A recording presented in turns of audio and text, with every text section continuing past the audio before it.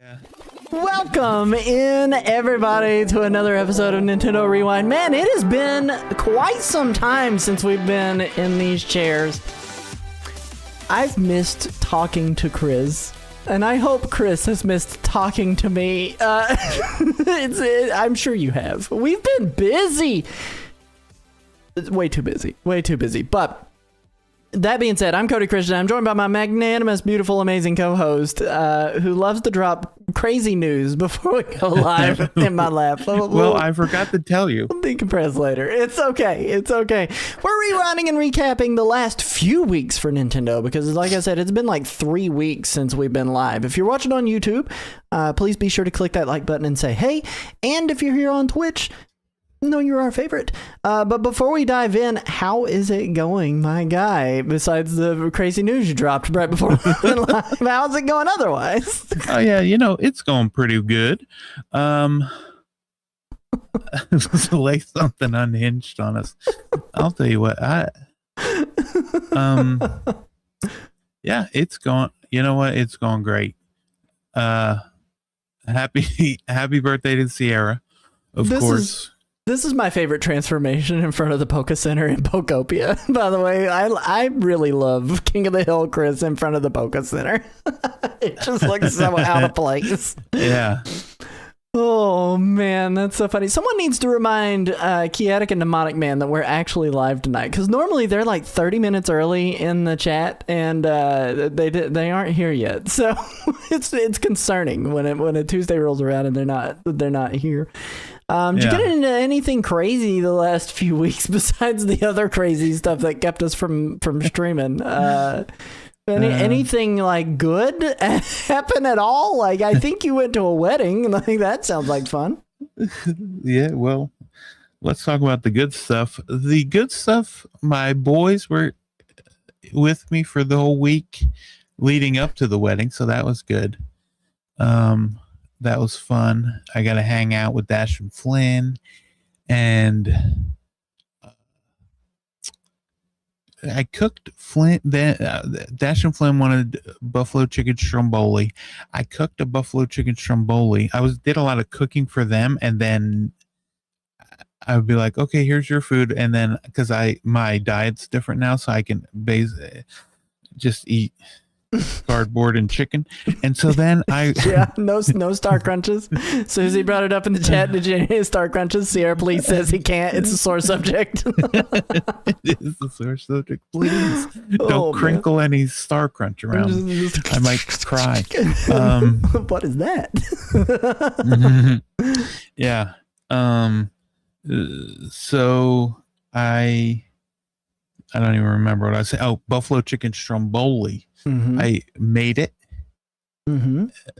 cut it up for him, gave Dash some, gave Flynn some, and Flynn took one bite and he said, "This is way too hot. I don't like anything spicy."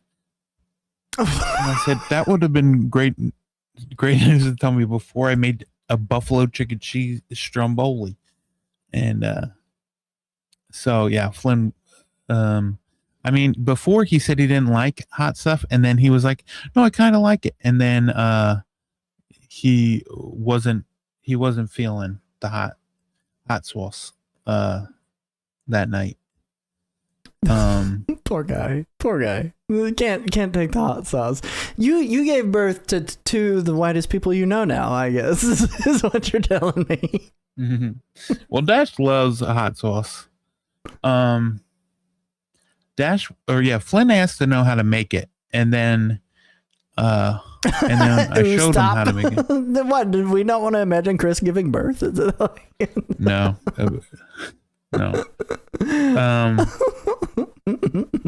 Yeah. Flynn talked to Sierra on the phone. It's because the white people. She said white people. Because at one point I was like sitting out back. Flynn was like, "Here, say hi to my friend." Mm-hmm. And she was on FaceTime, and all I see, it looked like, looked like Animal Crossing on the DS, where it was just like the head. Mm-hmm. And yeah, he would, I was talking to her, and then I was like, well, hold on, I'm on the phone with Sierra. And he's like, here, give me the phone. I'll talk to Sierra. So he talked to Sierra, and I talked to his friend. And I was like, the phone keeps moving. And she said, oh, well, the phone dies faster if the volume's up. So I like to keep the volume down. So I put the speaker up against my ear and then move it up to talk. And yeah.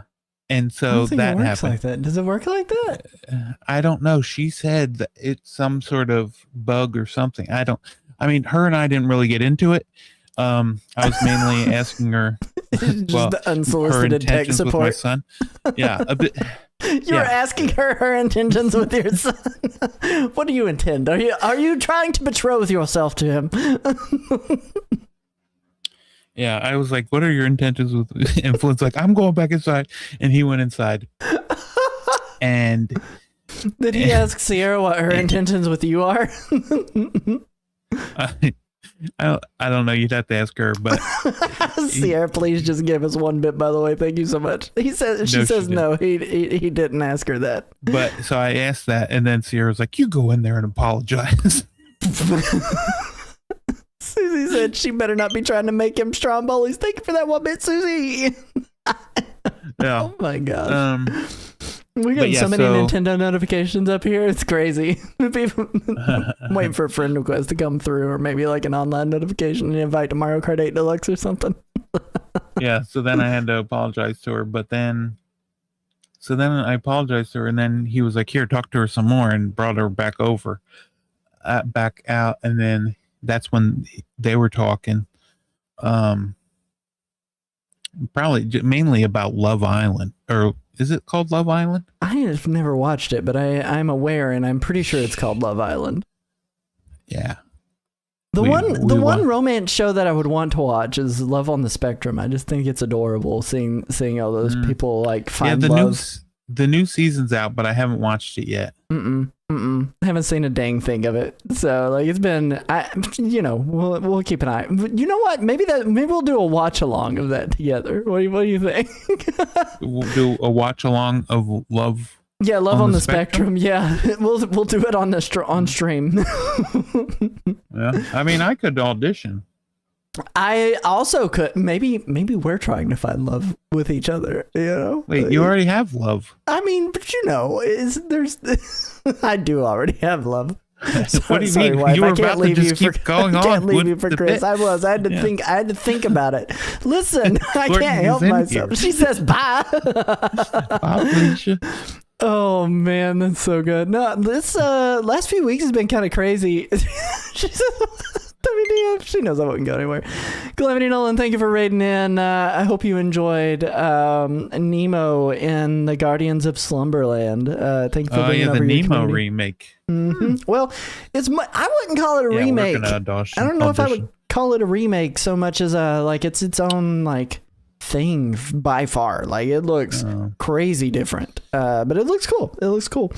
Everybody please go give Nolan a quick follow while you're here. So yeah, it's completely unrelated. Okay, all right, guys, please get on the right. Maybe if you watched Nolan stream every now and again. Just giving you a hard time. Yeah. Just giving you a hard time. But everybody should go give Nolan a quick follow. Thank you for bringing over your community over to the the premier Nintendo podcast, the best one on the internet. The last few weeks have been kind of crazy for me too. So I was going to do an episode by myself because you had some stuff that was going on. And I ended up. I was in the hospital. Yeah. Try not to out everything that's in your life. Thank you for clarity. He was in the hospital for heart failure. is where he was, and I was like, well, I guess I'll do the podcast by myself. But instead, I had the night before the podcast signed the boys up to do a Pokemon trading card game tournament, and it was like their first time going to one of those, and I've been trying to find something competitive for them to do, and that was like just something to test because they've gotten into Pokemon where Pokopia came out, and Lando's been playing a lot of Fire Red and Leaf Green on my Game Boys. I'm not spending another $20 to get it on Switch. It's just not happening. But I took them to that tournament. They had a pretty good time. Want to do it again, so that was pretty exciting. But by the time that ended, it was like, I don't know, 9:30, 10 o'clock, somewhere in that ballpark before we even got anywhere near home. And at that, I was wiped. Like I was so wiped. So we ended up not doing the show that night. And then the next week we were going to do it. But you had another hospital visit that took a lot longer than you anticipated. And I was stuck in an Easter rabbit suit for way longer than we thought I was going to be. I thought it was going to be like 2 hours. I sweated so badly and could not breathe, and it was so hot in that building where I was playing the Easter rabbit for my wife's photo business, so that was not good. And I was like, you know what, I think I'm just gonna not do the podcast tonight, because you had texted me and said I don't think I'm gonna be able to do the podcast tonight, and then you later texted me and said I think I could do it. And I called you and I said, I literally can't. I need to recover, and I still haven't even picked up the kids. And by the time I got the kids home, it was like already after 10 anyway. And then last week we had to cancel because the wife had a death in the family, and on her side of the family, it was her grandfather who passed, R.I.P. Ted. But that being said, we went and did what'd you say? You stop it. Don't say RP Josh. Josh is not dead. We just miss him being on the show. But we ended up going out of town for that funeral, and then wasn't able to do the show. So now we're back. Finally, back to there it is. Thank you, Banjo. But no, it was good. It was all good. It was all just busy and a lot of stuff going on. So that's why we haven't had the show. But no, we're back. We're back, and we're playing with power, and we're trying to make sure that we're keeping ourselves back on track again. I want to make sure that I welcome people in appropriately who are here tonight. We had Sierra, please show up at the top of the hour. Susie rolling in here. Tenderly welcome in. I hope your Taco Tuesday treated you well. Also want to welcome in the court head, and we also had Commodore Zed. Nolan brought over his community, and Ned is rolling in over here. So it was a good time. And I do want to thank the people for the bits and the subs as well. Thank you guys so much for supporting the show. It really means everything to us. Thank you guys so freaking much for supporting the show and showing out. So, but it's been crazy. Susie said I would definitely experience some kind of cardiac event if you stuck me in the seasonal holiday fursuit. And them things are hot and stinky. And yes, they are. And I hate it. So maybe because I didn't suffer from it, you did. Like you had secondhand suffering from me going in the fursuit. Well, you think so? The long pause is sending me, holy crap. But no, it's been a bunch of weeks since we last streamed. We've got a lot of news to talk about. So we're not going to waste a whole lot of time. The one thing I do want to shout out though today is in the chat, Sierra Police's birthday, my sister's birthday. So if you guys could, please make sure that you give her a wonderful well wishes for living another year, or go, hey, I'm sorry that you're still here with the world the way that it is. You take your pick, however you want to wish her happy birthday. But big happy birthday from Nintendo Rewind, and we also are thankful for quite a few people. Of course, we're thankful for our generous supporters and producers over at NintendoRewind.com. If you'd like to directly support our content, every dollar spent on memberships and merch helps us continue to produce this show. There is even a tier that only costs $1 a month, and with it, you get a shout out right here. That said, I want to thank our supporters and producers, Calamity Nolan, Sierra Christian, Kiatic, and Mnemonic Man for all of their their generous and gracious support. Chris, you got anything else you want to say unhinged before we dive into the main topics today? Yeah, well, let's hold on, I have to bring up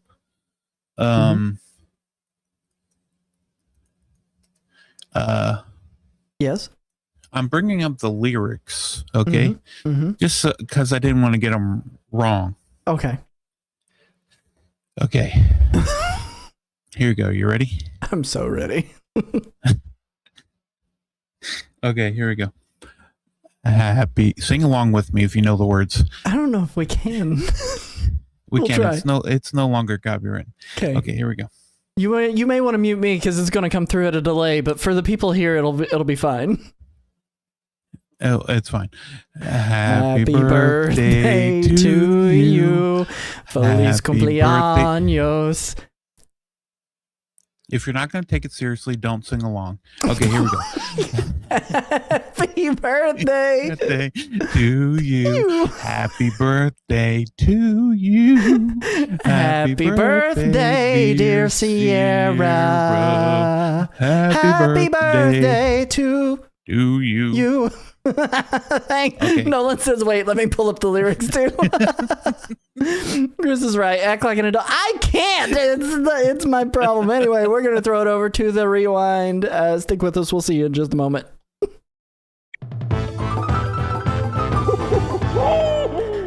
Guys, we had so much stuff go on this past week and the past 3 weeks that we have to pretty much like treat this episode like it is an extra Nintendo news segment where we just say the thing and talk about it for a second and move on to the next thing. So without any further ado, a week and a half ago, essentially, we did a really cool event that was called Mario Mania, where we had 20 of the greatest streamers on the entire internet that came together to raise some money for March of Dimes. It was an event called Mario Mania. MarioManiaMarathon.com for more information on that. But it was a really good time. We raised $5,001 that went directly to supporting moms and babies getting the best start on life possible. And it was a cool event. 40 hours of Mario games nonstop, back to back. Hosted by yours truly, and of course a couple of our other friends, Nerded Art, Team Wildwood, and I Am Tenderly, coming together to try to raise some money to make a difference. But it was so rad getting to do that. And Chris, you got to play a little bit of Super Mario Odyssey during your block. How did you enjoy it? What did you think of the event? And obviously. We gotta share some of the news from that. So how was your block? How did you feel about it? Yeah, it went well. It was 2 hours. And I don't know if you happened to catch it, but we played Mario Odyssey, Sierra was there. She was my co-host. She said a lot. She did say a lot. She said a lot. No, she said a lot of random Mario facts. Mm-hmm.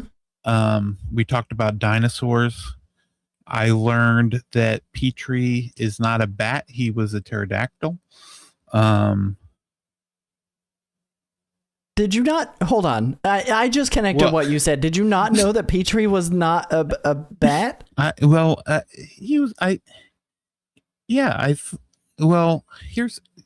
thought he was a bat. It's a dinosaur movie. Yeah, but I mean, pterodactyl's kind of like a bat, right? I mean, I guess it might be. I don't know if it's its closest living relative, but it feels like it might be. Who knows? But no, Petrie's not a bat. Well, I'm glad you learned something during your 2-hour block of Mario. Yeah, I learned quite a bit. Can I also ask you? Can you do what if someone were to say to you?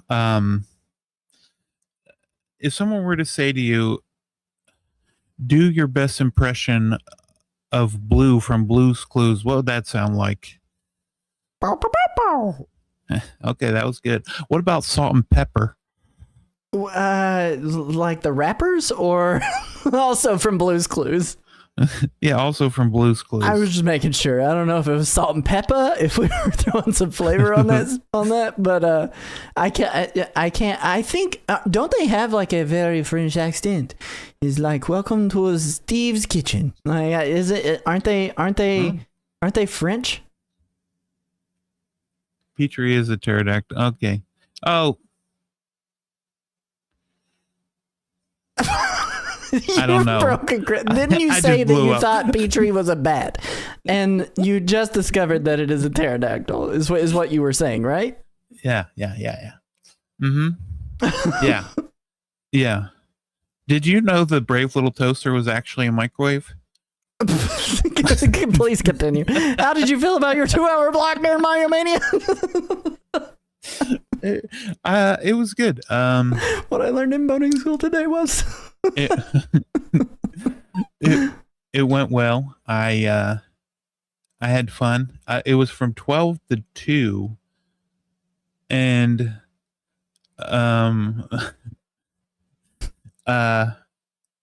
it was from 12 to 2, and I was able to get through it thanks to everyone that was there. That was fun talking to Sierra, and because we don't get to talk that often, so we got to talk for 2 hours. And it went pretty well. And yeah, speaking of pterodactyls, the other day Sierra was looking at vultures and kept trying to think of the name of vultures, and she said, there's a couple of pterodactyls here. No, they're pterodactyls. No. And finally shouted out vultures. In case you're wondering what it's like when we're not live playing Mario Odyssey. What about your time? How did that go? Dude, I enjoyed my block so much. I mean, I got to play Super Mario Bros. 3, which is my favorite Mario game of all time. It kind of caps off because the event was kind of centered around a timeline of Mario's life loosely created with the community that I've built over the past 4 years, and kind of what we've agreed on. Yes, I'm implicating the community. They're just as guilty in this as I am, but no one said no. No, like I had a really, really good time playing that game. I got to show off quite a bit of different stuff. Unfortunately, I failed at doing the wrong warp, and the money that was donated for me doing that, I feel bad about it, but I did do it like 2 nights before when I was trying to set up my saves for it, so I don't feel super bad about it, but it's like a 1-frame trick. Like literally you cannot let the Koopa shell turn back into a Koopa Troopa before you go down the pipe. And I tried like 4 times on stream. I knew it was taking up a whole ton of time. I was like, I'm sorry. I made my attempts and I showed off like a lot of the junk stuff that was flying by.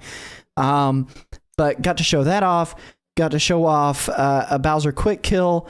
Got to show off the 2 secret messages that the kings give whenever you rescue them as a frog or a tanuki.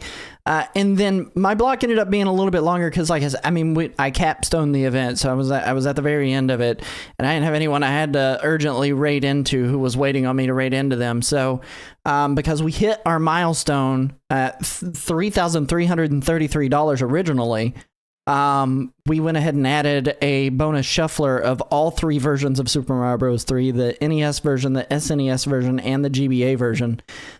Played to completion. Got really hung up there for a little bit on the airship level by dying repeatedly in 2 of the versions. I was so pissed. I was like, this is miserable. I cleared that in like 40 minutes off stream.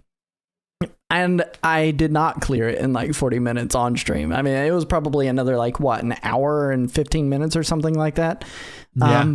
For that section of the run. So, but it gave people plenty more time to be able to donate to make me change hats. I was throwing on all the Mario hats that I had and everything, and it was a ton of fun. The Mario stuff was a great time. Mario Mania Marathon. I'm looking forward to next year, where we're going to be looking to expand it into like a 60-hour event and having more streamers come in with 10 more games. It'll be a really, really cool thing to see that event grow and be able to make an even bigger difference next year with the more time that's available. So if you are interested, keep it locked in on MarioManiaMarathon.com. Applications will launch over there, and you'll be able to see all of that go on. But I do want to give a big shout out to a lot of our community who is here tonight: Calamity Nolan, Mnemonic Man, Kiatic, Commodore Zed, of course, doing all of the Mario stuff with us, and there were so many more people that joined us and made it a really, really good time, and something super special that I'm going to remember forever, because this has been like my dream to get like an event going like this, and it was good times. It was good times. That being said, I had a good time, and just as a little teaser, because I know that I've kind of talked about it a little bit, but not a whole lot. We are looking at doing something a little bit later on in the year, and I'm just going to say this. I'm going to say, wah, is what I'm going to say. And I'm going to leave it at that. So keep it locked in. If you are interested in supporting the event, pay attention to all of our socials and everything like that. So it'll be really cool. That'll be really cool. Then wow, we get into, I said wow. So pay attention. That's our teaser. That's what we got to go off of there. But Chris, you got to play a game within the past couple of weeks that got a little bit of a demo, and why don't you tell the people about your experience with this game and what this game was? Tamagotchi Life. Yeah. What's the subtitle for that dang thing? Living the Dream. Because that's what I was doing. I was living the dream while playing that bad boy. Yeah. I mean, you have zero interest. I'd say negative interest in this game. I don't know if I'd say negative per se. I know this game is not for me as a player, but definitely 100% for me as a viewer. I've been loving watching all the TikToks. I just don't think I'm going to enjoy doing what the game actually is personally, and just really looking for the clips that are out there of this game. It looks really cool still yet, but you played the demo. How did you come away from it feeling? Yeah, I liked it a lot. It's you kind of like create your people. You create, well, you start off with one, right? You start off with one person on an island, and then you just kind of like it just starts expanding, and there's only so many you can have on the demo, but then if you keep playing the demo, or if you save, the game will save in the demo, and then when the full game comes out, you can just start from where your save was, which is nice. But yeah, and then I like it a lot. It's weird because I usually don't like games where they make me like create stuff.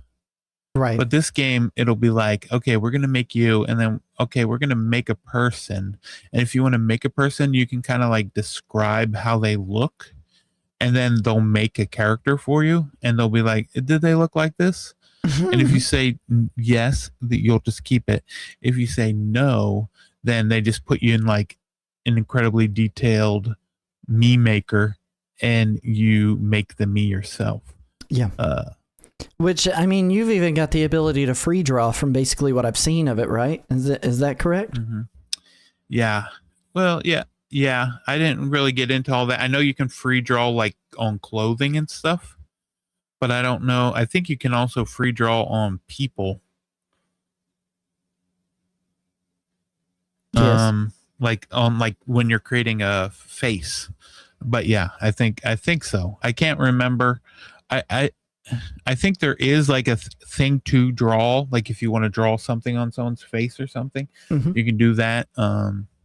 Yeah, there's no filter, so you can get them to curse if you want. That's so bonkers to me. Like, I've seen it. It does make sense on, because there was news that was kind of surrounding that they were not going to be having clips able to be uploaded to the Nintendo Switch app on your phones, right? Is that still true? And do you think you won't that's be the able reason to why? do that?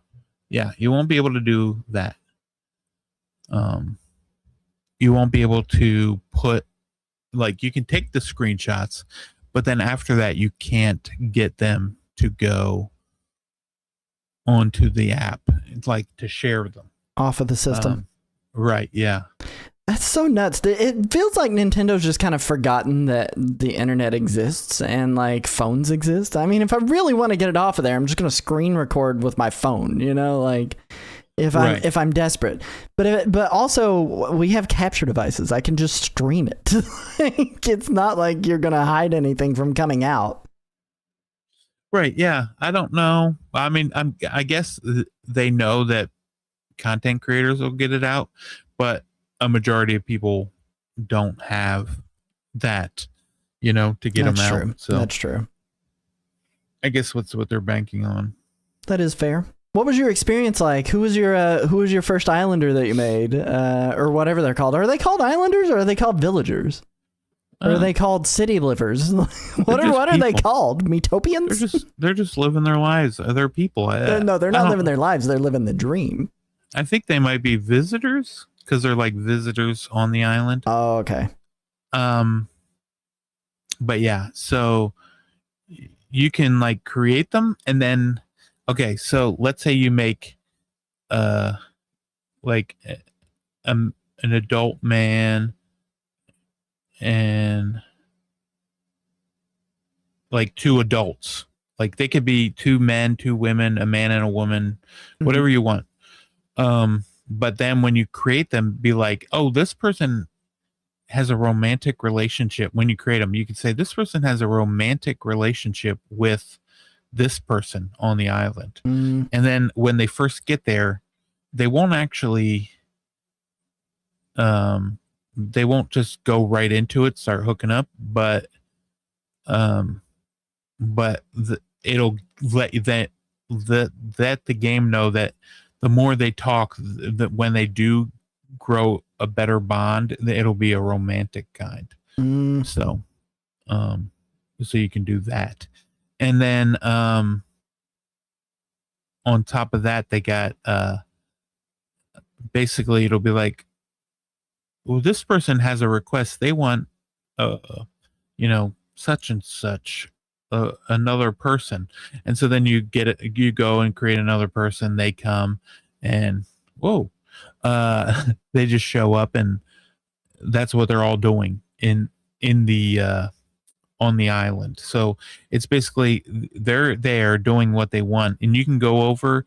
You're like your cursor is like a little your little hand that you can like move them around if you want to get them to go over to each other. You can just set them in a like the park, just let them do what they want, put them in the house, they'll move around.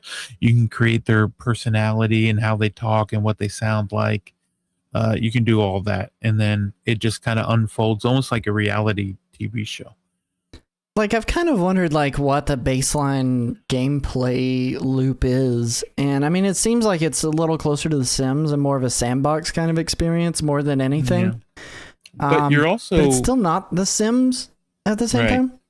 You're also leveling up the island, which then gives you items and expressions, and then that your characters then can make, and like items that they can interact with. So they might be like, oh, I really wish I had a volleyball, and then eventually you might unlock a volleyball, and then when they have it, oh, they love it, and then you'll get like different food that you can make and stuff as well. Yeah, I've heard they have multiplayer on there too. Is that available in the demo, or is that only available like during the actual like retail release? I think it's like local multiplayer, like where so you can just have two cursors. I don't remember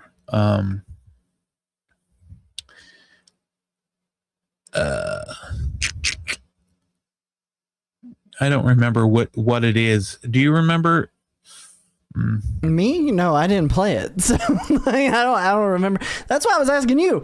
Does it support game share? That's a great question. I don't think so, because it's just a Switch 1 game. Oh, okay. I got you. Do you expect this to get like a Switch 2 upgrade pack at some point in the future, or no? Like on, well, it could. I mean, you would think it would have one at launch, but like on like the store page for the game, it doesn't say it has multiplayer, so I don't know. Right. It looks crazy either way. Like, I am very interested in what they're doing there from like a more of a spectator's kind of spot on it. Zed in the chat said that he actually ended up pre-ordering 2 copies of it for his kiddos, and they're hooked on the demo. So I will say, like, Lando has tried out the demo. He was really excited to try it out. Trip messed around with like the me creation of it, but it looks entertaining. It just doesn't look like the type of game that like I'm gonna get like heavily into for myself personally. Yeah. That doesn't mean it's a bad game by any means. It's just not for me. I can already tell, but I really want to watch other people play that. There's this one dude that I saw on TikTok. He was playing, and he had this character named Bort Hall. And it looked like a butthole as a face, and he adjusted the voice to where it sounded like he was farting constantly when he was talking, and I was losing my mind about that. It's so funny. Yeah. Yeah, you can do all sorts of stuff with it, and it's hilarious. Heavily recommend. If you're wanting to check that one out, demo is available. I think it launches next week on like the 15th or the 16th. We'll be talking about it a little bit more next Thursday in depth after the launch of it. Chris, are you planning on picking that one up? Is that one that you're going to be doing? I don't think so, because I still have more of the demo to play, so I'll probably keep playing the demo, and we'll see how it goes after I get to the end of it.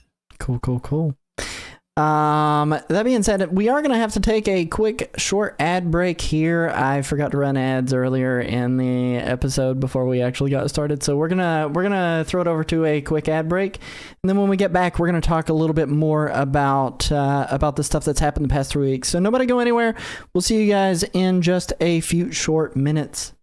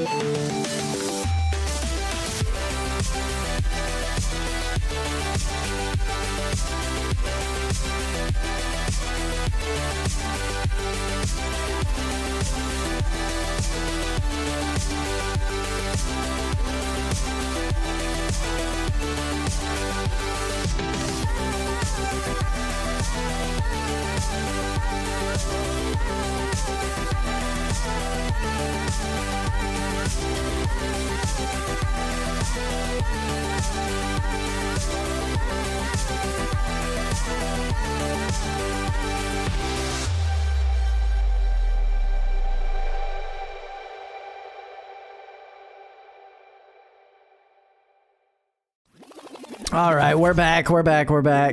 Thanks everybody for hanging with us. I normally run those like during the intro, but it's been so many weeks I completely forgot to run the ads at the beginning of the episode. So sorry about that. A little bit of an earlier ad break than we anticipated having to take, but it means we got a full hour to be able to talk about the rest of the stuff that we've got on the docket. And the next thing I wanted to chit chat about was we had like a big release happen about a month ago for a game that I kept saying I'm too baby to play, and that was for a game known as Resident Evil Requiem.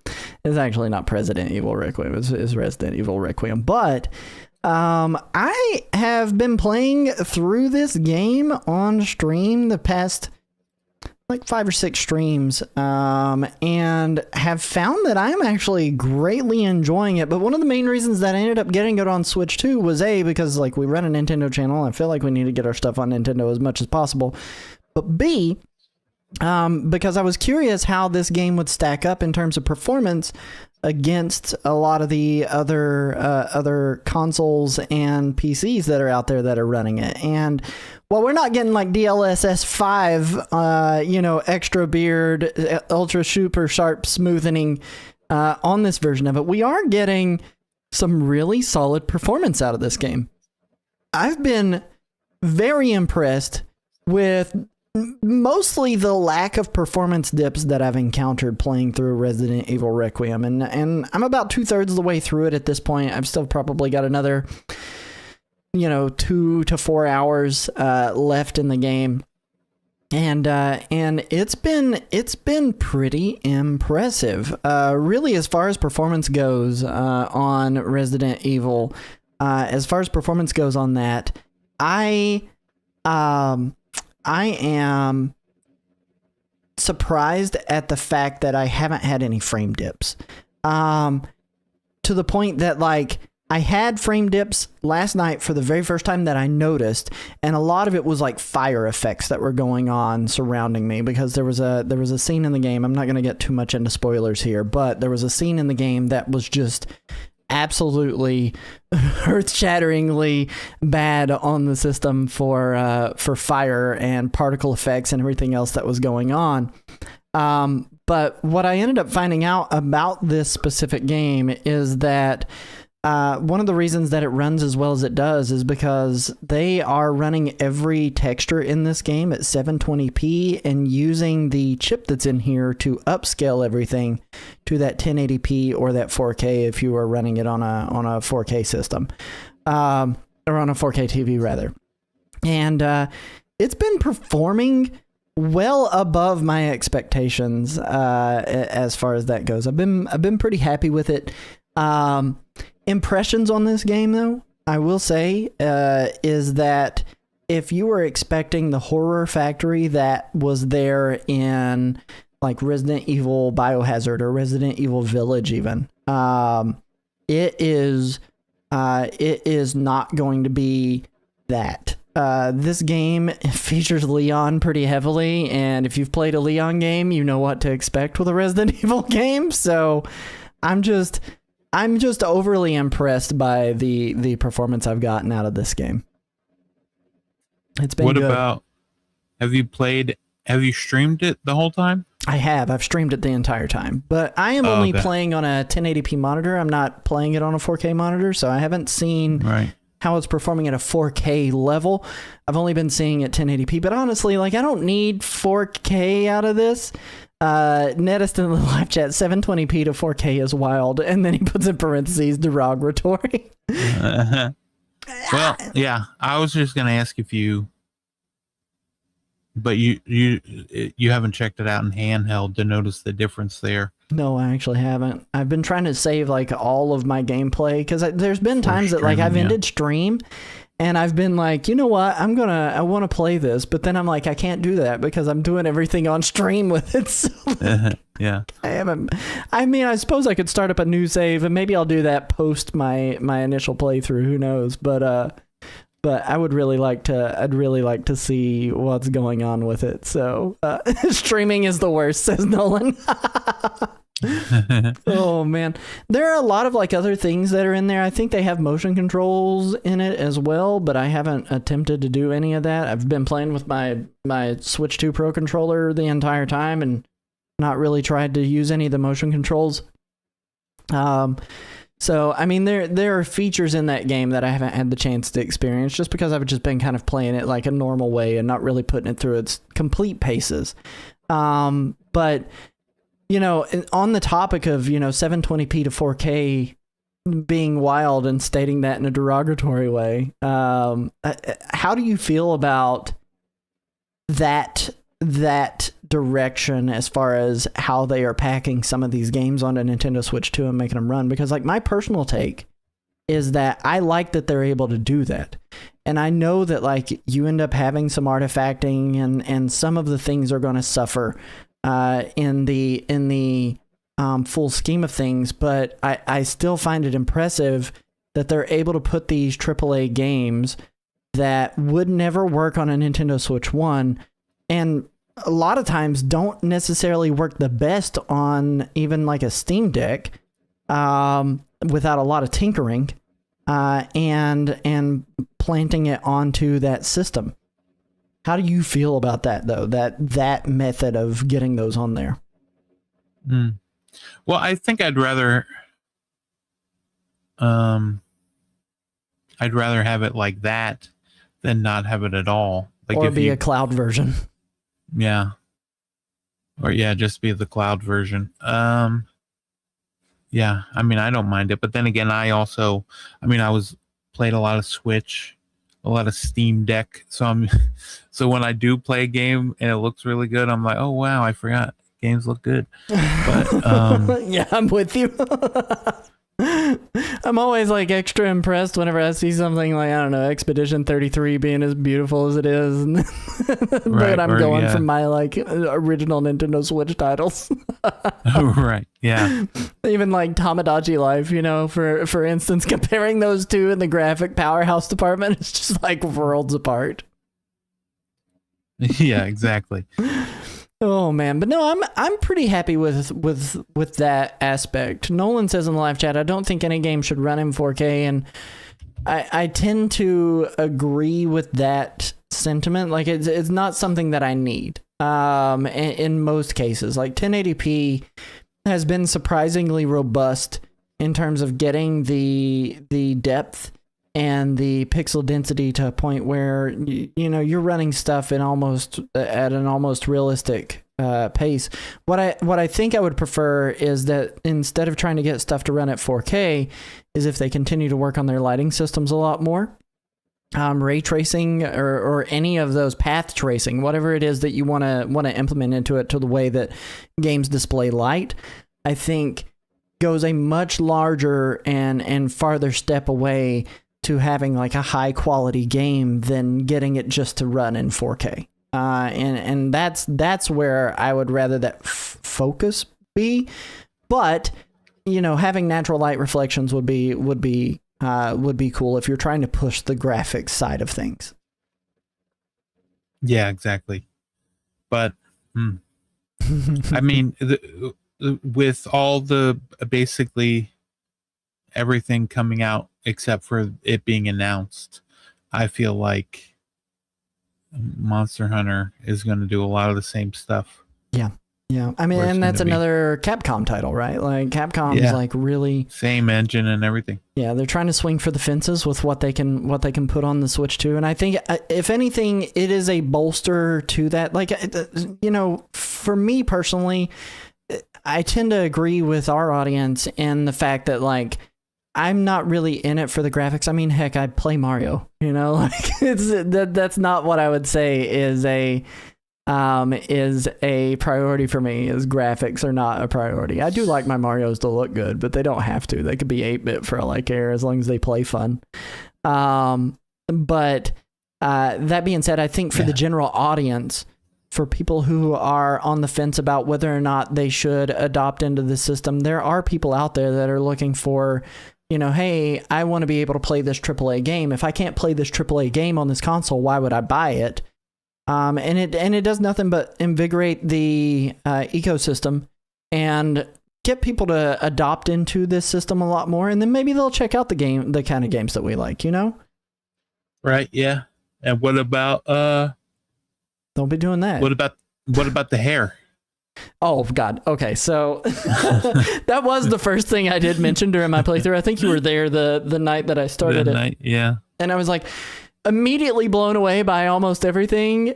And then they zoomed in on a face and I saw the hair, and instead of it having like natural flowing curls and everything, it's so aliased out. Like, it's not even funny. There's no anti-aliasing running on that. Like, you see every strand and all the pixels of every strand. And then they do a real close zoom in and like you can see like the hair is zigzags instead of like waves. I'm like, that's so bad. Like, that's funny. Oh, Nolan, I finally picked up what he's putting down whenever relating it to what you just said. RE should give the rendering back to the wig department. Oh yeah, yeah, exactly. I didn't understand what that comment was until you brought up the hair, and I was like, oh yeah, no, you're right. It's pretty bad on there. So like, the hair is bad. But everything else looks really good. And when you're not doing like a close-up character, zoom in, for the most part, it's forgettable. You don't notice it. It's not like that, big ugly thumb kind of sticking in the side of the picture there that you can't look away from. Like, it's totally fine. So like, I'm pretty overall pretty happy with it. We kind of moved from that to the next topic on the list, and this was what like the main topic was going to be 2 weeks ago if we were able to do the show, and we ended up not being able to do it. But Nintendo put out a update for the Nintendo Switch 2 that allowed users to use handheld boost mode on Nintendo Switch 2. And then they gave kind of a quick rundown of how to do it. But some of the things that they added here that's additional information is, while enabling this setting can result in improved visuals, it may also increase the system's power consumption. So you're immediately losing battery life playing Switch 1 games at 1080p. Thank you for that follow. The effect of handheld boost mode will vary based on the software. Some Nintendo Switch software will be unaffected, but this option has no effect on software for Nintendo Switch 2. So obviously, like, it's literally only there for the Switch 1 software. And when they say some of it will be unaffected, I have to assume they mean any of the ones that got the free updates, like Captain Toad's Treasure Tracker or Clubhouse 51 games, or any of those that got those updates that wasn't like a Switch 2 upgrade, right? Right, yeah. And then they mentioned because this option forces TV mode operation, some instructions may be incorrect or fail to operate correctly. So the instructions automatically default in these games to Pro Controller instructions at that point. So even though your Joy-Cons are attached, it's assuming you're in TV mode and you've got the controllers detached, and so it's giving you instructions that kind of look like a Pro Controller rather than showing you Joy-Con instructions. That's not a deal breaker for me. That's not that big a deal. But the one that is a big deal for me is handheld mode boost may prevent Nintendo Switch software from using the system's touchscreen and will cause the attached Joy-Con 2 controllers to be treated as Nintendo Switch 2 Pro controllers. And the reason that's such a big deal to me is that, like, it frustrates me because the reason that you turn that on is to get a better looking display on that screen. Because like those 720p games on that small 1080p screen makes everything look extremely muddy. And that screen's already not like an OLED screen. It's like an LCD panel anyway. Oh yeah. So you're losing touchscreen to get a better view. And not that I play a lot of touchscreen based games, but if I did decide to play one and I wanted it to look good in handheld mode, it's just disappointing that like it has to be forced into TV docked mode instead of just having like a graphical boost. And I understand Nintendo and every third-party developer can't sit there and do an update for every single game. That would be nuts. We already know that console has over 13,000 million games on it, so like, it's one of those things where that's disappointing. But how are you feeling about the handheld boost mode? Is that something that you'll be looking forward to when you grab your Switch 2, or is it something that like you don't see yourself using? I mean, it'll be something I'd probably take advantage of just to check it out. Mm-hmm. but also, I mean, with the Switch 2, there will be just so many games coming out on the Switch 2 that is that the dirty? Oh yeah, Dew? that's the Dirty Dew. I snagged it. The April Fool's Day Is it any flavor. good? On a scale of 1 to 10, I give it a solid 6.5, 7, somewhere in that ballpark. It's not my favorite. I thought it would be better than it was. I bought 2 cases of it without tasting it, and I regret it. But they don't have the what's it called, right? What is it called? The sugar-free. They didn't have the zero, but it is a flavor that they do have. They just didn't have it in stock when I ordered it, so I ordered the full sugar. Okay, fair enough. Yeah, liked it, but wished it was zero sugar. Court says. Yep. Nolan says, I still don't understand what boost mode is for. If I'm putting it in as layman's terms as possible, video game look bad on screen, make video game look better on handheld screen. Is as simple as I can make it. It is. Right. It takes those 720p displayed games in handheld mode, because the Switch One always did 720p in handheld until you put it in the dock, and then it would upgrade it to 1080p.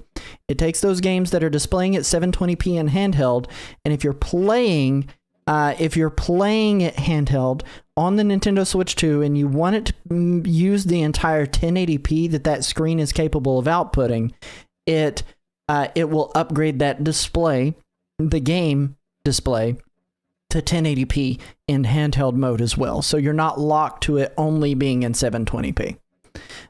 He says for when you don't want to dock it, and that is probably the better way to state that too. It's for if you are playing it on the go or playing it in handheld and you want the game to display at that full 1080p resolution, it has that. The problem that I have with it is that I think that option is turned on default originally when they did that update. Now that may have changed, but there were a lot of people that were searching how to turn it off. So it was default at first on the original update, and then they pushed out another update and it made it to where it's turned off, and then put out a instruction on how to enable it, and you can enable it on a per software basis too.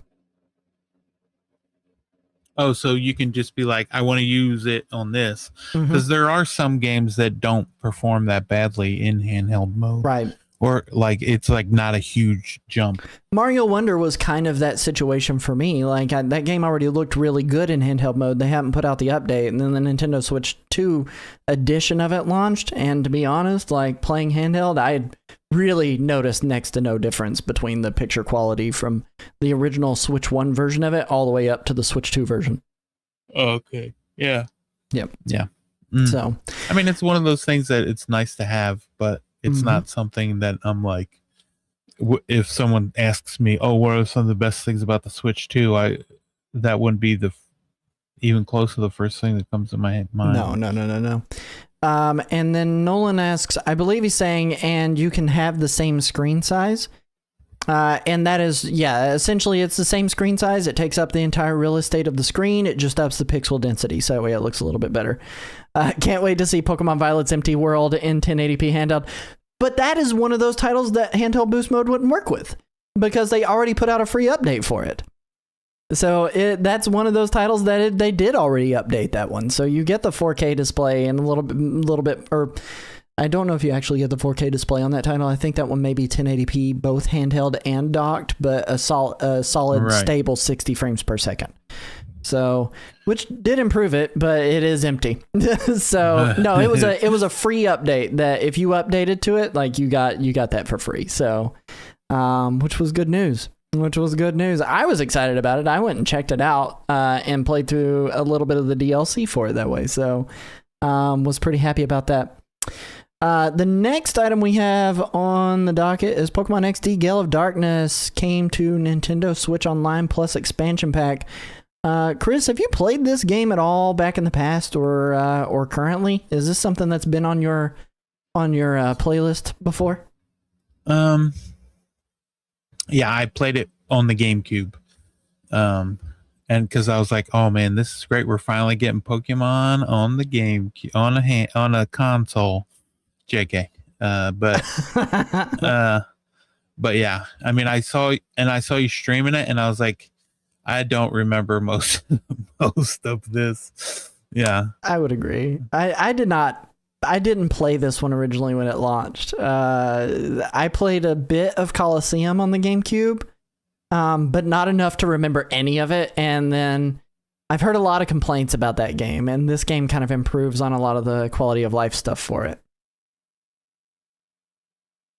but what did you enjoy your time playing it, or was it like the rest of most NSO games where you play it for one sitting and then you're like, okay, I played it, I'm good? So the night it launched, because it launched late, the night before I decided to stream, the very next night I was like, I'm going to go ahead and stream it. And I was pretty happy with what I played of that game, actually. Like, it is different. It is significantly different than your typical Pokemon game by a long shot. Like, you can catch other trainers' Pokemon, which I really haven't had the chance to do except once in that game with like a special catcher system.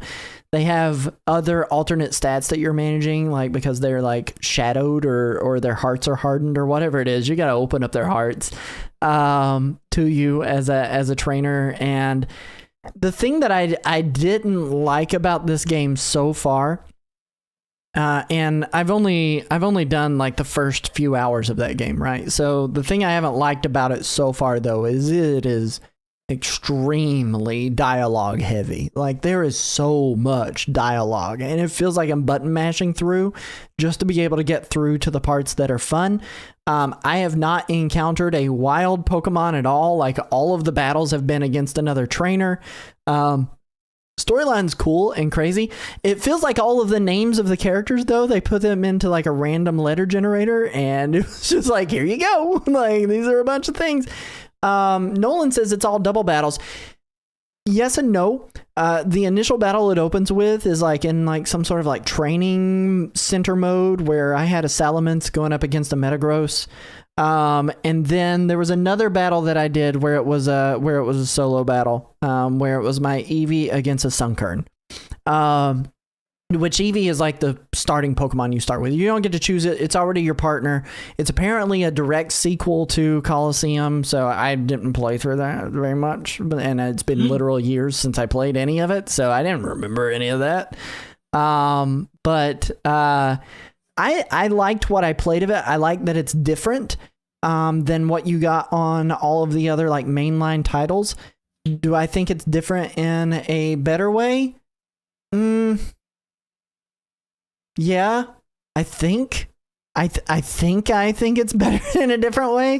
Do I expect to go back to it? Yeah, I think I'll probably go back to that after I finish up Resident Evil. I'd like to see more of what that game has to offer. And like I said, the night before it came out, I played like the first 30 minutes of it to kind of familiarize myself with what it was before I was going to stream it anyway. So like, I've put in a good amount of time to know, like, I do want to go back and revisit this one, but I've been in Pokemania right now anyway, so we're playing all the stuff, so. Yeah.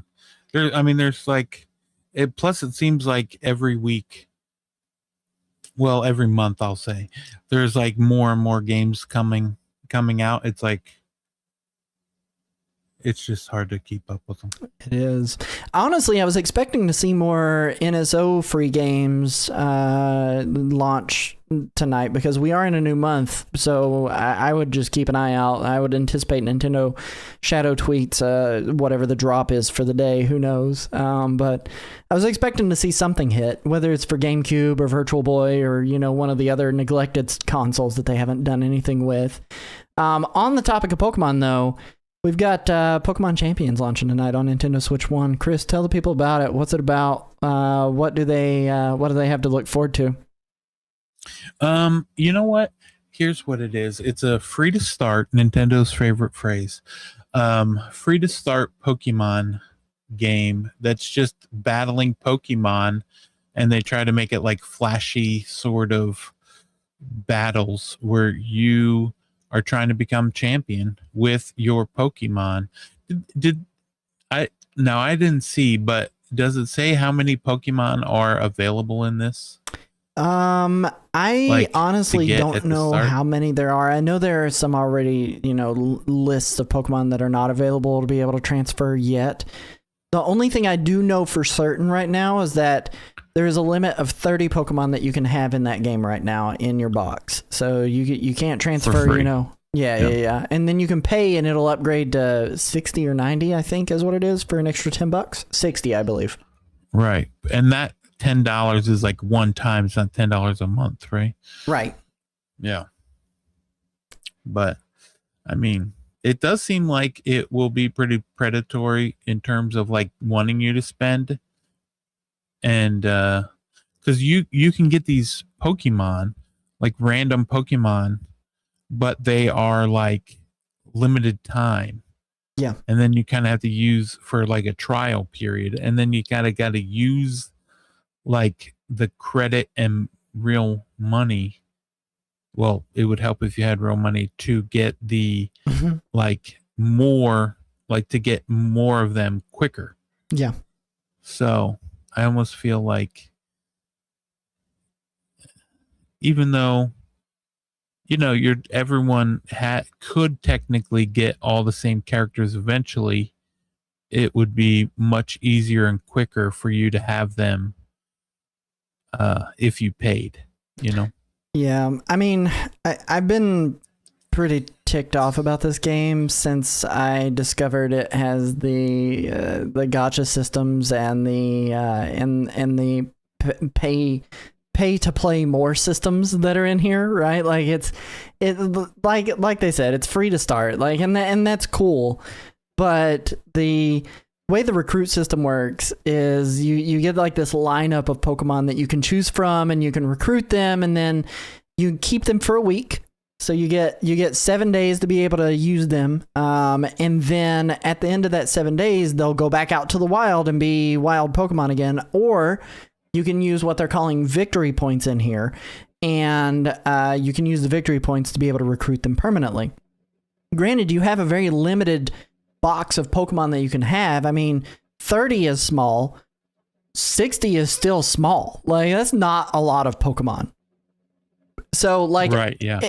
And the fact that they're kind of shifting their focus from, because season 41 for Pokemon Scarlet and Violet for the competitive season, if you play competitively, which is what I think this specific game is really targeting, is like competitive Pokemon players. If you're playing competitively, this is the last season for Scarlet and Violet, and then they're shifting their focus entirely to champions for the foreseeable future. I'm okay with that portion of it. What I'm not super happy about is, in order to do anything in it, it feels like you literally have to drop money left and right, because not only if you want to transfer any of your Pokemon from any of your other games, you have to pay for a home subscription, which I think is $10 to $15 a month. If you want to get any of the season pass points, which is SP, season points, which is another currency they have in here, you have to buy the season pass. There's a base pass for $9.99 or a premium season pass for $14.99. So immediately, if you get the premium season pass and Pokemon box, you're already at $30, right? A month for that. Yeah. In order to upgrade your storage. Okay, then you got to drop another $10 to upgrade the storage, so that way you can have at least 60 Pokemon in your box inside of this game. And it continues to kind of roll out of control. And what bothers me the most about it is, I think from a competitive standpoint, this is going to be the gold standard for how you do it, because for the longest time, like, IVs and EVs were like these hidden numbers that, like, you pumped in, your carbos, and you made sure that their natures were correct to be able to get things going in the right direction for a competitive Pokemon. And it really relied on you ponying up a one-time purchase of $60 to $40 to $60 to $70 for a Pokemon game, and you do the work, you get rewarded for doing the work. Whereas in this game, you have full openness on what the EVs are. They've changed what their terminology is. but you actually have a hard number that you can see. So you can pump your carbos and your protein and your HP ups, and you see the actual effect it has by spending, your season points, your victory points on those materials to upgrade your Pokemon. And if anything, I hope that function at least comes to Winds and Waves whenever that launches next year. Am I optimistic it's going to? Absolutely not. But like the entirety of this game, it feels very predatory on people's wallets, and it just makes me a little sad. My favorite thing to any new Pokemon game, like random, like offshoot game, is to see if they have shiny Pokemon. Yeah. And apparently this is going to have them, but I don't know how it'll work. I don't either. Are we going to be doing the breeding? Are we going to try to make sure that we get all the Pokemon we possibly can? Like, that's going to be like, because otherwise, if you can just get them through the ranch system, obviously you can get them through home, the recruit system. If you can just get them, through the ranch, like where you go to the ranch and like get them. If you can, it's going to be an expensive way to shiny hunt, It's just it's frustrating because like I want them. What if they somehow make it to where you can shinify your Pokemon? Clearly they're doing it with like the IVs and the EVs being a hard number that you actually see now. What if they allow me to spend some more money to shinify my Pokemon, but then make me pay money for that? Nolan says they should in the live chat. You stop it. I'm trying not to give them ideas. It's just, I don't know. It's a frustrating experience seeing, my hobby get absolutely monetized to the neck, like as far as that goes. Not even. I'm standing in money going out the window to the knees, and now it's going to the neck with Pokemon. It's just like, I don't know, like. Just allow me to do the work and get rewarded for that. And I feel like it's more earned that way, at least a little bit, by putting in the time into Pokemon to get, your proper nature, buying your mints that you need to do to change the natures, going and buying your carbo. So maybe not having a hard number there, but understanding the stats well enough. It feels like you're putting in more work that way. So I don't know. Pokemon Champions launches tonight at midnight Eastern Standard Time, 11 p.m. Central, and, Cascade, wherever you want. You can check it out here in a little bit. It'll probably be live before, right around the time we end tonight's episode. So go and check it out. Pokemon Champions, free to start. Then we go to Nintendo digital versus physical price changes. You brought this up to me. I wasn't even aware of it at the time. You want to tell the people about that when they announced that on the 25th of last month? Yes, I forgot about that. Yeah. Where they just said they're changing the price of the difference between physical and digital, starting with Yoshi. They're not going to do it retroactively yet. At least they haven't announced that they are. They said just going forward, starting with Yoshi will be $69.99, right? Physically?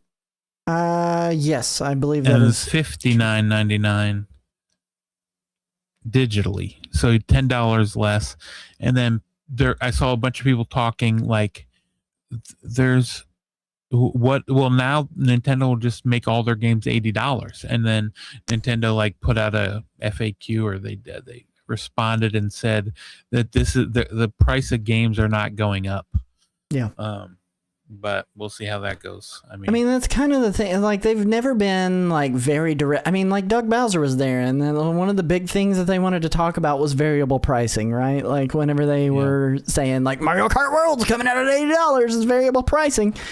And Nintendo is known to lie about pricing all the time.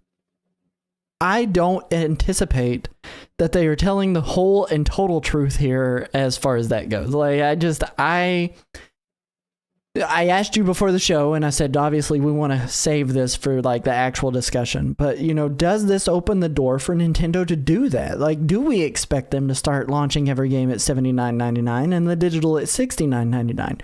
Currently, it's a big win for people who are digital purchasers already, right?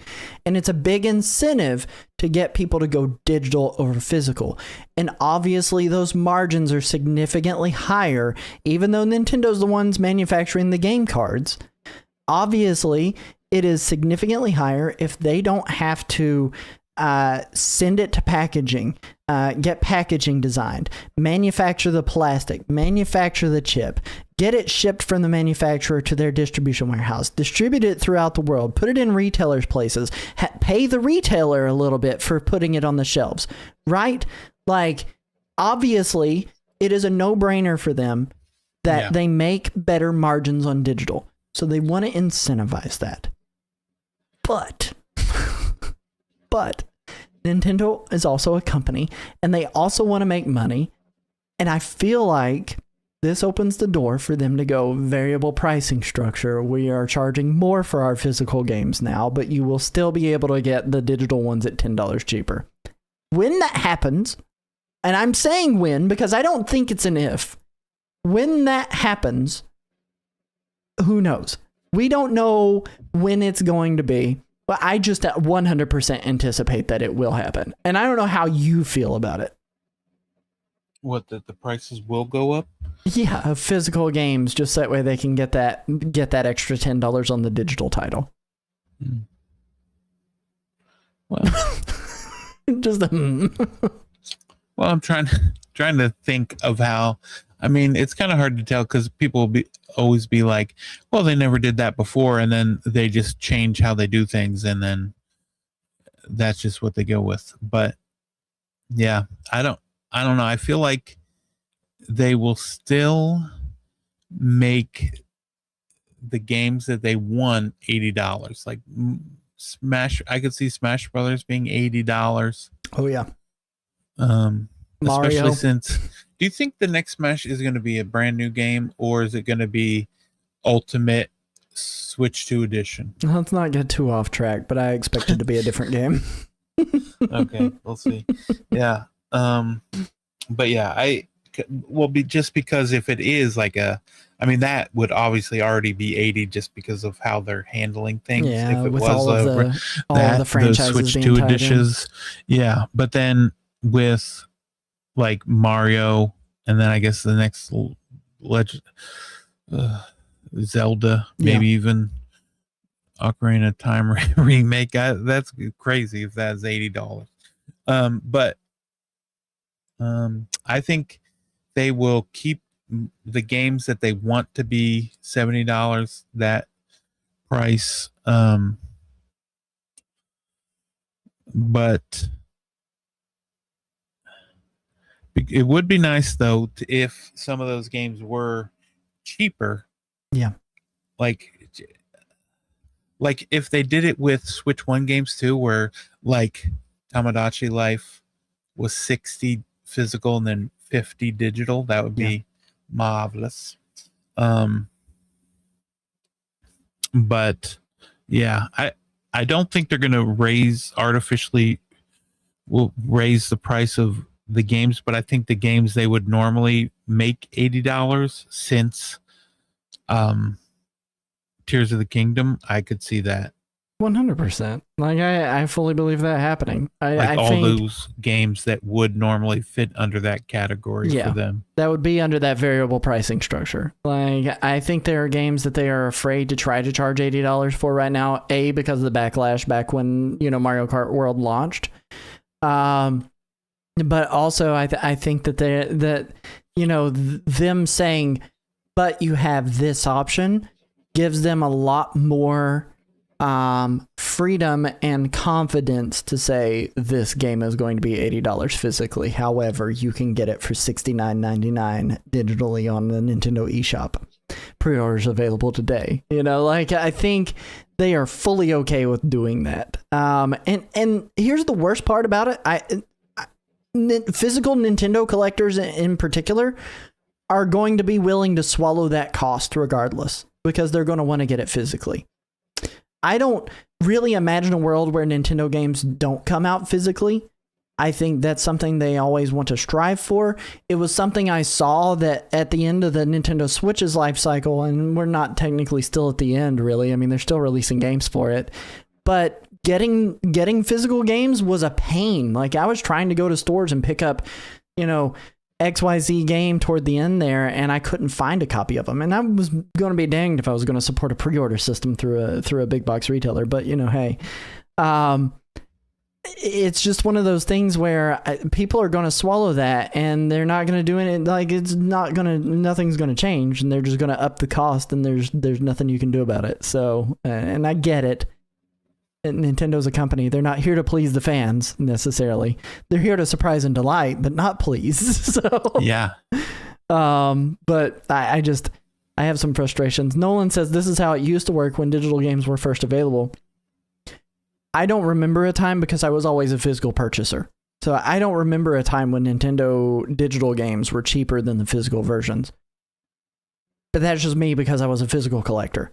And I don't know if do you remember them being cheaper digitally than they were physically from Nintendo in particular?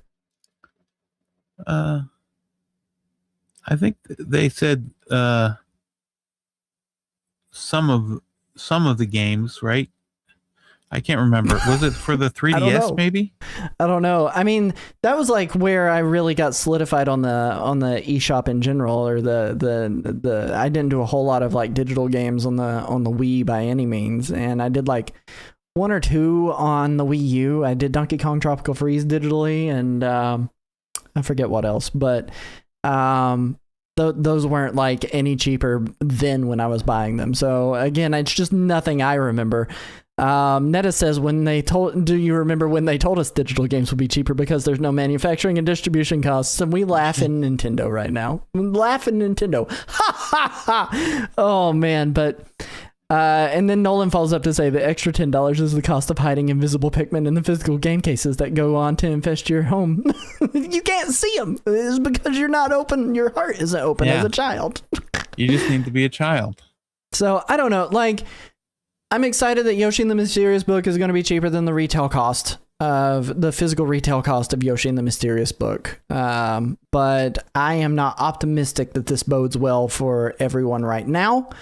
I fully believe we're going to start seeing price hikes in the future that are going to be extremely disappointing to see. So, and then we got one more game piece of news here tonight, and that is Super Mario Bros. Wonder Meetup in Bella Bell Park launched on the 26th, and boy howdy, have I had a good time with that. I know you haven't had the chance to try it out yet, Chris, and I fully believe you will eventually.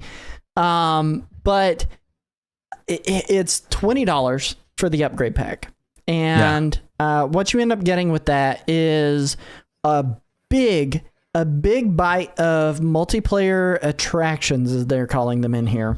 A big old bite. And there's a lot. I mean, there are a lot of multiplayer attractions. I think there are like 21 different games.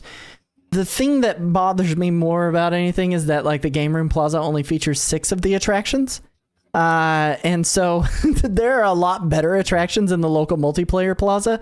And I don't know why they didn't include those in the online mode, because there are very few things that I think could not have been done in the attractions for local multiplayer that couldn't have been done in the online version of it.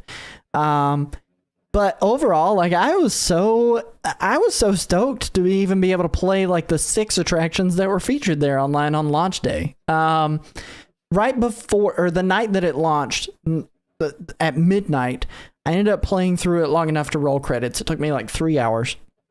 The main stuff that got added, the single player experiences, there's a whole bunch of Toad Brigade challenges that they have in here where they are like remixed levels with like different badges that they expect you to do, or different challenges, or you need to do this in a certain amount of time, or avoid X amount of enemies, or whatever they end up throwing at you. And those are fun. And the way that they incentivize you to continue playing them is by they give you a patch that you can put on your Captain Toad treasure tracker kind of backpack that displays digitally, and those are really cool still yet. Like those are still fun, but they're not like the big draw for me. And a lot of them feel very samey. But the single player stuff that they added here is actually really solid. And the boss fights that are available to you to be able to experience when you're playing in that, because they added this whole Koopaling investigation. You know, they've came and taken the Bellabelle plants from Bellabelle Park, and you got to track them down to get the Bellabelle plants back into the park. Those boss fights are so inventive and so much better than any boss fight in the base game ever dreamed of. And there are 7 of them. And they are really, really, really good. There's a lot of bloat here, though, and what I'll point out is that in order to roll credits, you have to participate in the gacha system of watering the plants, and then you end up unlocking credits by assembling the Poplin Band in Bellabelle Park, and I kind of hate that a lot. Like, it's just, why would you make credits be locked behind a gacha system? And a lot of that is not done by doing the solo single player stuff. It's all done by actually playing through the Toad Brigade stuff and earning Bellabelle water, or playing the online mode and earning Bellabelle water. It's not done through doing the extra single player stuff that they added here with the Koopaling boss battles, or playing as Rosalina, or experiencing Co-Star Luma, or getting the new power-up that's included in here, which is a really cool power-up, but not at all necessary to my enjoyment of this game. So, like, I just, I do believe that this expansion, in my opinion, is worth the extra $20 that I paid for it. But it is not going to be that case for a lot of people, especially if you're not playing online with friends to experience the multiplayer stuff. If you don't have someone at home that you can play with to do the local multiplayer stuff, I don't think this version of the game is going to necessarily be for you. There is a lot of stuff to do single player, but it feels like bloat and it feels a little repetitive. If I were to give this a score, which I will because I've completed it, I've done everything that you can possibly do in it. If I were to give this DLC a score, it would be probably a 6.5, maybe a 7 for the general populace. For me personally, this is a 9. Like, I had a good time, but I think for the general populace and the people that are listening here, it would be unfair for me to say it's a 9. Like, it's not fair to them for me to claim it's a 9. I understand its limitations and what it's doing here. I think it's better than Kirby's DLC, though. There's a lot more to do than the Kirby DLC for Kirby and the Forgotten Lands. Oh, that's good. Yeah. Did you try any of the assist mode? I mean, the assist mode's fine. You go damageless. I personally didn't try it. I had my kids turn it on, and it's cool to have like the Nabbit effects on pretty much everybody. It is a interesting addition, but not something I needed. The double badges are cool, but also not something I discovered I needed. I thought that would be really cool, and I thought you'd be able to mix and match what you wanted into it. And also, there were amiibo featured there for a moment that I didn't get to show off. They do nothing. They changed the design in Bellabelle Park. It's so frustrating. So, and they give you power up. Like, it's just not worth the amiibo pricing either. So, I don't know. I've got them. They're sitting over here. So, yeah, I don't know. But the assist mode, nowhere near necessary or important to be able to enjoy the game as it is. I think you'll have a better time not turning on assist mode. So, okay, then don't do it. Don't do it. Because I was thinking about that with just because I know when Odyssey came out, he beat it with assist mode on, and he did it all by himself, and he was very proud of it. So I like the fact that with assist mode, when you fall down the hole, you like come back up with one of the flowers, because that's like one of the things I feel like would be like when they were kids, that they would die the most falling down holes. Right. So since they got rid of that, that's very nice. It's helpful. It's helpful. Same score as the Dirty Do. Yes, 100% same score as the Dirty Do. I like it. Yeah. I'm going to play it. It's not my favorite. So I don't know. It just gives me more you'll of still a game finish that it. I already loved. It didn't improve on the original in any way. It gave me something cool, something else cool to do in it. The base game is still, for me, like a 88. I love Super Mario Bros. Wonder a lot. It's probably my number 2 Mario game. Some days I might even say it's my number 1 Mario game, but I understand it has its flaws. And I think we can all agree, like it definitely, there are things it can all do better. All games can do better. There's no perfect game. Except for Balatro. So, but we're gonna get into Super Mario Galaxy movie impressions, and we're not gonna dive into spoiler territory. But Chris, you went and saw it with your kiddos this past week. I went and saw it with my kiddos this past week as well. Tell the people about your impressions, my good sir. It was okay. It was definitely a movie I liked for all of like the fan service more than the actual movie itself, but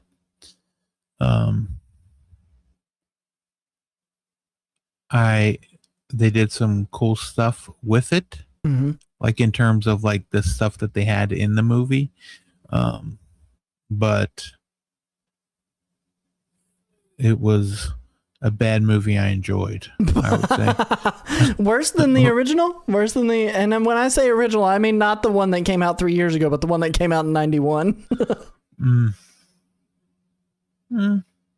I think if I were to watch one again, it would probably be this instead of the original. What about you? What did you think of it? I really like this one.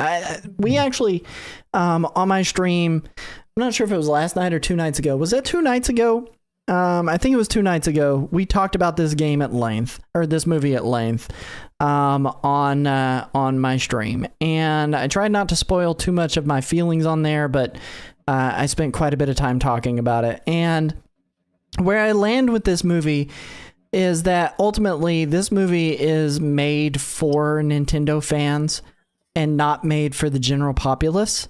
Like, they're not dragging in people who have never watched a video game adaptation before or who don't know about Mario. They are dragging in people who know about Mario, like Nintendo, saw the first movie, and are excited about it. And that being said, it did have a stronger opening weekend than the original movie did. What was it? 34 million versus 31 million or something like that. Yeah, so, something like that. Yeah. Like it was a really solid opening for this movie. That being said, this movie, like you said, is very much a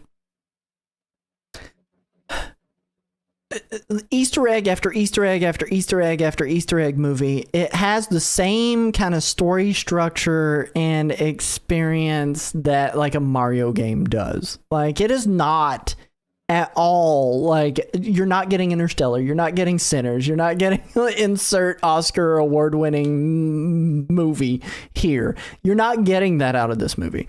As a matter of fact, the story is pretty much non-existent. I mean, yes, there is a loose thread that motivates the plot to move forward, but it's the same thing that you get out of a Mario game. A princess has been captured. We must save her. Like, that's pretty much it. Like, that's all. But the entire ride was a blast. I had a good time with it. I have the Luma popcorn bucket. Yes, I didn't get to get the Yoshi one. You know, it's fine. But it's just that I had a good time at this movie. It's not going to blow me away story-wise. It's not going to be one of those things that I think is going to blow anyone away story-wise. It's not going to leave you feeling anything but joy. But it's a very short-lived high, right? Like, this is the comparison I made is that this is like candy versus a full course meal, where you're getting a lot of stuff all at once that brings you joy, and then it's over, and it doesn't really stick with you in quite that same way unless you are a lifelong Nintendo fan. There's a lot of cool cameos that are thrown in here. There is a lot of other really cool things. Thank you for that 15 stream streak, Mnemonic Man.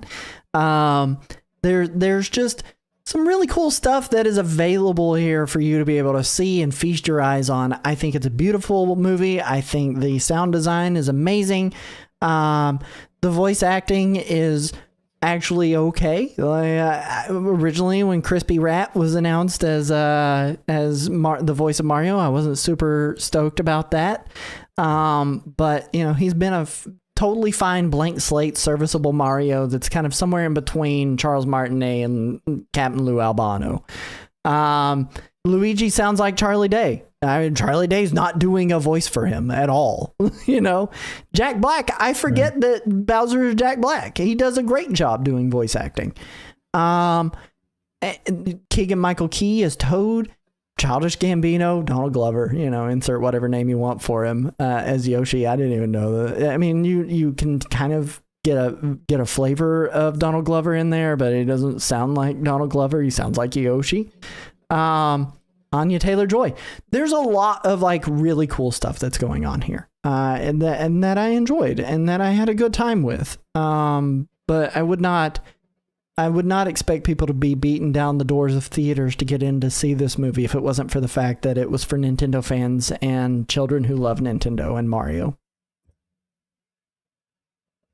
Yeah.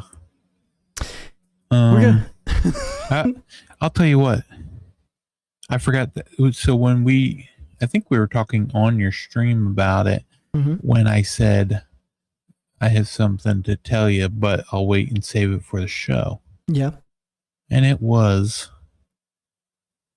this was a first. This Mario movie was a first. The first movie Flynn ever fell asleep during. Oh no!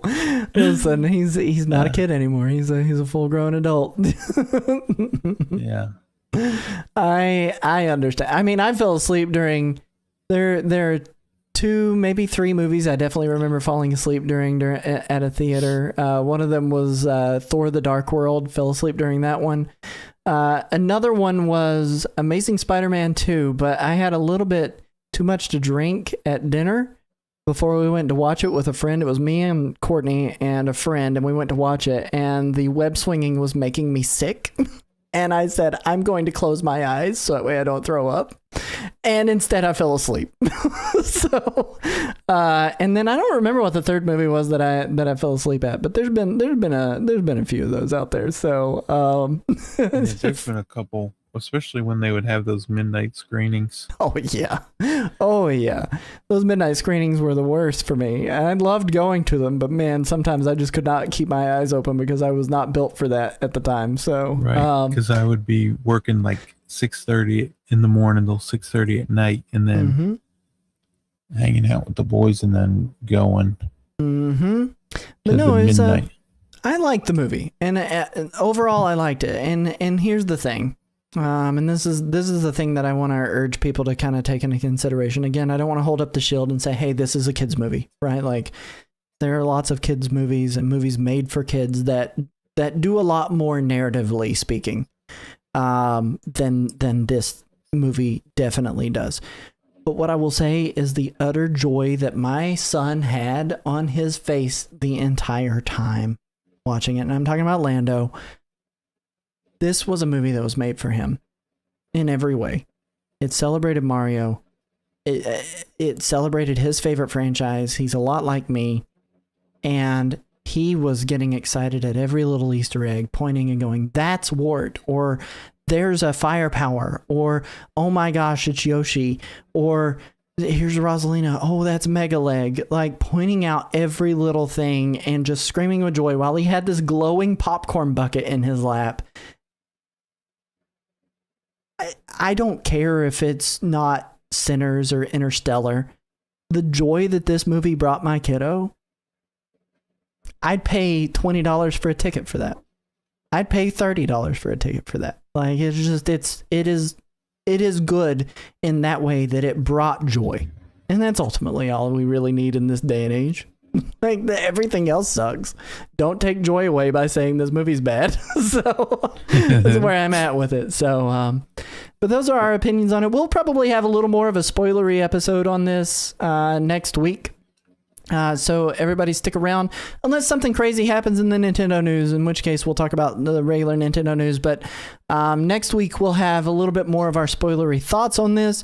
If you haven't seen it, please go watch it. If you want to be able to come and watch this, or if you just don't care about spoilers, come and still hang out with us next week on it. It'll be a good time. So, that being said, we do have another set of ads coming in. So we're going to go and do some ads. And then when we get back, we're going to talk about all the video games that you need to care about coming out later on this week. Everybody hang with us. Don't go anywhere. We'll see you in about 3.5 minutes.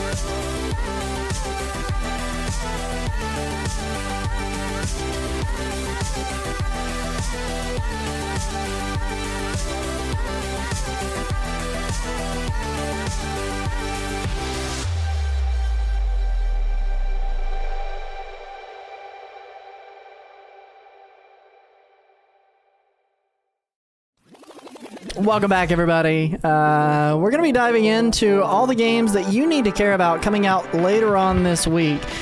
And there's only like a few that are coming up. A couple that we've already talked about, and then a couple of extra pieces there as well thrown in. So, Chris, in just a moment, take it away, my good sir. Chris? Yeah. Okay. You said in just a second. I thought there was a sound alert. I waited long enough. There was a sound. I waited long enough for it to happen before I said take it away. Okay. April 8th, which we get Pokemon Champions. And, well, we already talked about it. It's out. You can get it for free. Out at midnight. Yeah, you can get it free out at midnight, but you can get it. You can get it right now. What? Yeah, you can download it. Start It's supposed to to be download 11 p.m. Central Standard Time. Oh, you can download it right now, but not play. Well, I don't actually know if you keep. It's okay. Listen, either you can play it or you can't. Update us in the comments if you're watching it live right now and are wanting to play Pokemon Champions. Yeah, let us know, please. It's supposed to be coming to phones later on this year. Later this year, they did say phones, yes. But so that'll be out. I mean, it is out apparently, but that's a Switch game. Then we've got on the Switch 2 today, April 7th, People of Note from Annapurna Interactive. It's $24.99, but it's on sale right now for $22.49. No Switch 1 edition. I like the way it looks. I don't know about you, but yeah, I dig it. It's got an Overwatch stylization to it in some ways. They're like a World of Warcraft kind of chunky character look. Yeah. The one character looks like Brutal Legend, Jack Black, Brutal Legend. Okay, yeah, I can see that. But yeah, I kind of like the art style, the way it looks. What is it? Is it like a rhythm game or is it like a turn-based? It looks like a turn-based battler, but like also has like rhythm stuff thrown in there. Yeah, it's supposed to be a turn-based RPG musical. There was another game that I was playing that was, it's basically a turn-based RPG, or like an RPG, but instead of an RPG, you know what they do? What do they do? You're running around like in the overworld or like in the area, and then when you get into a random battle, it's a 2D shoot 'em up. Oh, that's cool. I dig that. Yeah. So that's like Nier. Right. It was the Sigma Star Saga. Oh, okay. Yeah. I'm familiar. Okay, yeah. It came out on the GBA, and then they released the DX version just came out yesterday, I think. But that's also on the Switch. There you go. But in terms of this next game, I have something, piece of hair in my mouth. I don't know how I got there, but I was telling you ahead of time. I was like, I don't know about this game. It's called Demon Castle Story, Nintendo Switch 2 edition. It's also out on the Nintendo Switch. And I was like, I don't think this one is for the birds. But then let me tell you what I discovered. What'd you discover? I like this developer. Back in the day on iOS, they made a game called Game Dev Story. Oh, yeah. I know that game.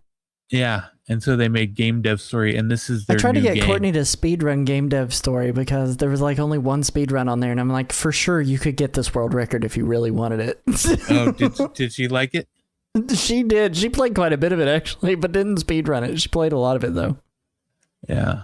The Switch 2 edition has 4K on the TV. You can use the controller as a mouse. The rest of the content is the same. But yeah, it is $17.99 or $16.19. It's on sale until the end of the month. Or you can get the Switch version, which is $12.60 or $14. And then the upgrade pack is $3.59. You can tell when a game is from a Japanese developer and publisher because they charge for upgrades, because you have to do it in Japan, so they just charge everywhere. Yep. But yeah, so that's coming out, and then finally we've got Dosa Divas, which is from the Outer Loop games. They did the Falcon Age. I don't know if you remember that one. But yeah, that came out in 2020 on the Switch at least.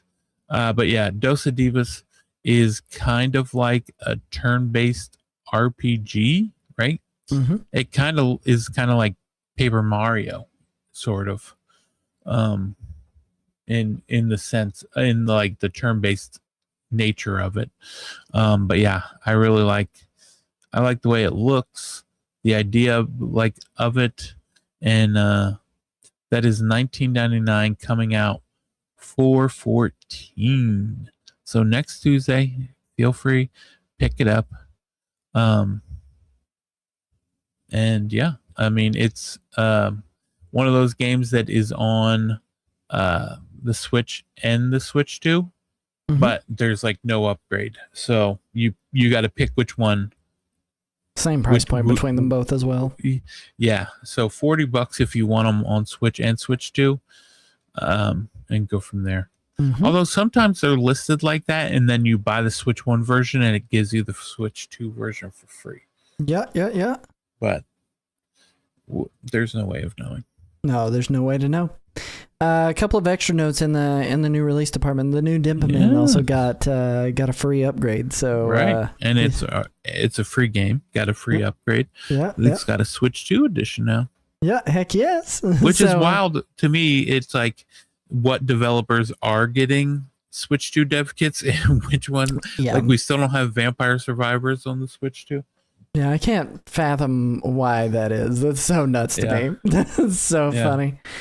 We're going to go into the next segment of the show. This is a Pixel Minute, or Pixmin for short. In this segment of the show, Chris must try to guess a video game that was released within the last, I don't know, 40 years of Nintendo.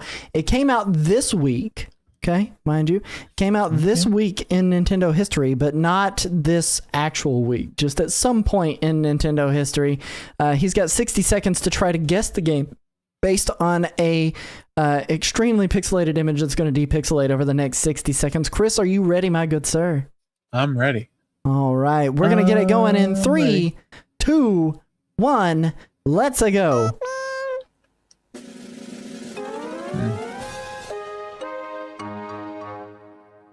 It's a lot of green. I don't remember going this slow. Yeah, I told you, it feels like it goes slower on the widescreen than it did before.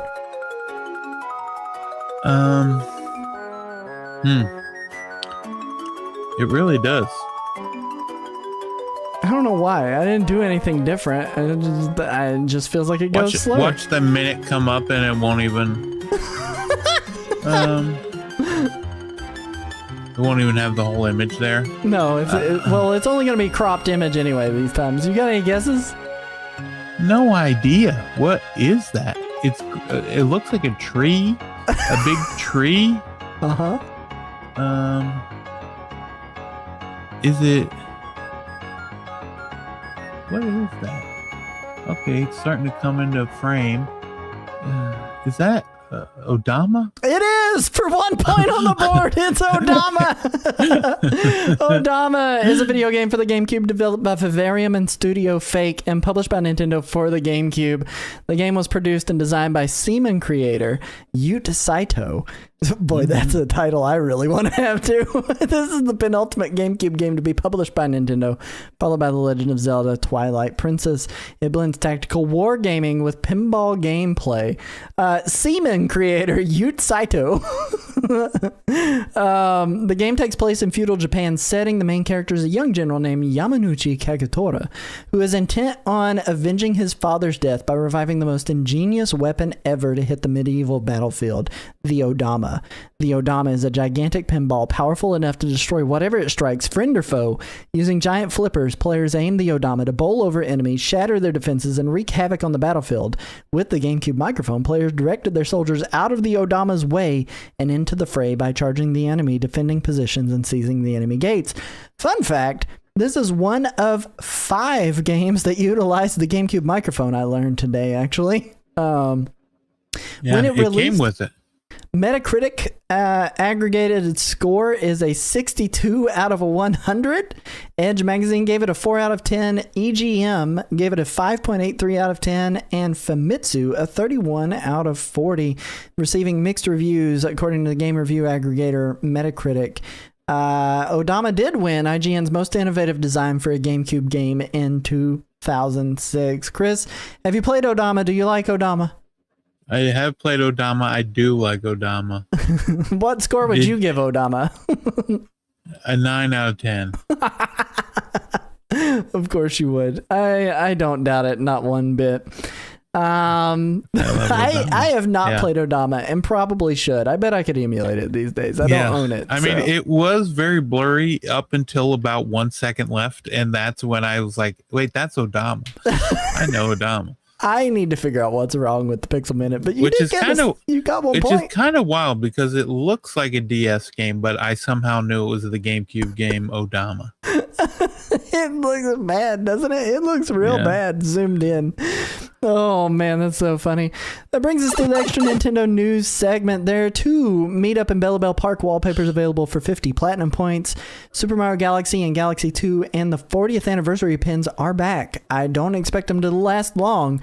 600 platinum points available to order right now on the My Nintendo store. Also, we got Mario Tennis Fever wristbands for 600 platinum points. Block the sweat and look cool to Nintendo nerds only, or early 2000s fashion designers. Have it your way. Wait, that's McDonald's? Or is that Burger King? That's Burger King. NSO icons. We have Super Mario Bros. Wonder icons rotating weekly until April 15th, featuring stuff from Meet Up in Bella Bell Park. We also have Super Mario Galaxy 1 and 2 icons available, rotating weekly until May 6th. Game Chat icons are available until April 22nd. And Splatfest Springfest icons available until April 12th. The biggest new thing that came out in terms of icons, the Play and Redeem icons are rotated, and they're good ones for Kirby fans. You can get Kirby's Dream Land and Kirby and the Amazing Mirror icons by playing the games on Nintendo Classics. Snag them anytime before May the 4th. Nintendo Music. It's been a few weeks, but I figured I would give an update on everything that came out because there was a lot.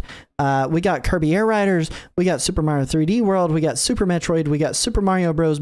Wonder plus Meet Up in Bella Bell Park, we got Animal Crossing New Horizons 3.0 DLC, and more Splatoon 3 soundtracks. Good stuff all around if you love Nintendo music. Sales and deals. We talked a lot about Resident Evil tonight, but if you're wanting to get into Resident Evil and you don't know where and you don't have any of the previous games, there's a huge sale going on for Resident Evil's 30th anniversary.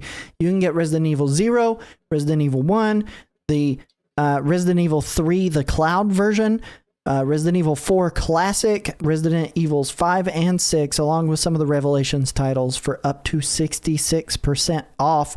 All of those of note are Switch 1 versions of those games, but they are on sale for a pretty deep discount. Also, one of our favorite publishers, Devolver Digital, has a good sale going on for titles like Ball Pit, Cult of the Lamb, Heave Ho, Pepper Grinder, and more. Deals at up to 86% off. I think you mentioned before we started the show, Chris, Pepper Grinder's like $5. It's really good. Yeah. I had a good time with Pepper Grinder. In events, Splatfest Springfest happens this weekend in Splatoon 3.